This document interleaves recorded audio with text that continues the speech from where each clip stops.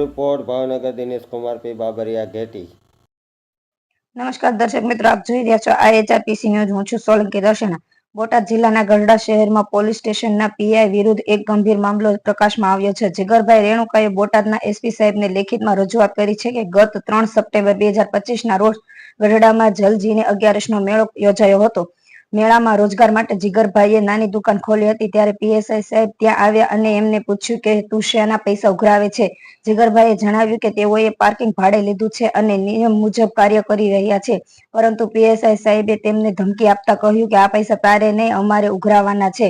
સાથે સાથે તેમને ખોટા ગુનામાં ફસાવવાની, ખોટા આરોપો મૂકવાની અને દુકાન બંધ કરાવી દેવાની પણ ધમકી આપી હતી। પરિણામે હાલ તેમની દુકાન બંધ થઈ ગઈ છે, જેનાથી રોજીરોટીનું મોટું નુકસાન થયું છે। જીગરભાઈએ આ તમામ મુદ્દાઓ અંગે બોટાદ એસપી સાહેબને લેખિત રજૂઆત કરી છે, પરંતુ હજુ સુધી કોઈ પગલાં લેવામાં આવ્યા નથી। આથી તેઓને અત્યંત ચિંતા છે અને ન્યાયની માંગ કરી રહ્યા છે। આ ઉપરાંત સોશિયલ મીડિયામાં એક વિડીયો વાયરલ થઈ રહ્યો છે, જેમાં દારૂના ગેરકાયદે વ્યવહાર અને હપ્તા લેવામાં આવતા હોવાનો ખુલાસો થયો હોવાનો દાવો કરવામાં આવી રહ્યો છે। આ વિડીયો પીએસઆઈ સાહેબના અપેક્ષોમાં વધુ ગંભીર બનાવે છે। ગઢડાની આ ઘટનાને સ્થાનિક નાગરિકો પણ ચર્ચામાં વિષય ઉભો કરી રહ્યો છે। લોકો માંગ કરી રહ્યા છે કે જો પોલીસ તંત્રમાં જ આ પ્રકારની ગેરરીતિઓ ચાલે તો સામાન્ય નાગરિક ન્યાય માટે ક્યાં જશે। હવે જોવાનું રહેશે કે બોટાદ એસપી સાહેબ આ મામલે કઈ રીતે ઝડપી કાર્યવાહી કરશે અને પીડિતને ન્યાય અપાવશે। રિપોર્ટર જયદેવ વીર મંડેર, બોટાદ। તમારો પરિચય? મારું નામ રેણુકા જીગર રમેશભાઈ છે।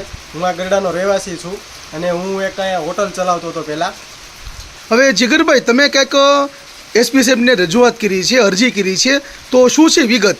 માં એવું છે કે ગત તારીખ 3/9/2025ના રોજ અમારે અહીંયા જલજીને 11નો મેળો ભરાય છે, ત્યારે મેં મારા રોજીરોટી માટે અહીંયા દુકાન ખોલી હતી, હોટલ નાની એવી, અને પાર્કિંગ રાખેલું હતું મેળાના દિવસે। એટલે ત્યાર સમયે અમારે અહીંયા ગરડા પીઆઈ પલાસ સાહેબ છે, જે અમોની પાસે આવીને અમોને એમ કહેલ કે તું શેના પૈસા ઉઘરાવે છે એમ કહીને અમે એમ કીધું કે અમે આ પાર્કિંગ ભાડે રાખેલું છે, તો અમે આ પૈસા ઉઘરાવીએ છીએ એનું।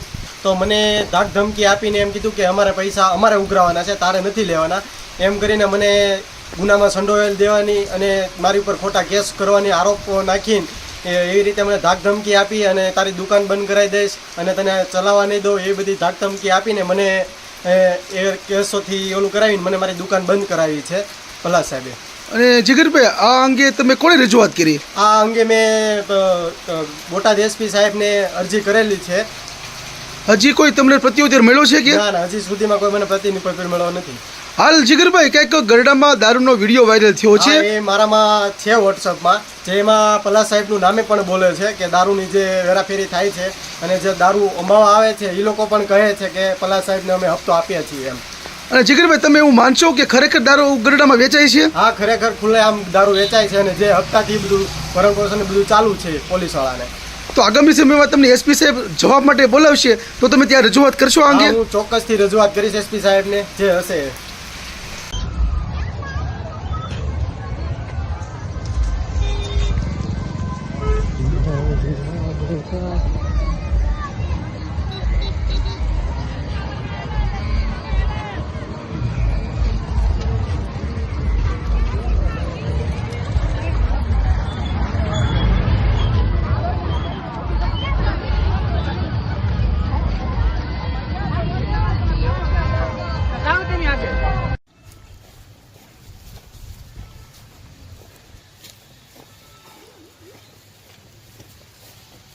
લાવો ભાઈ, વસ્તુ લાવો।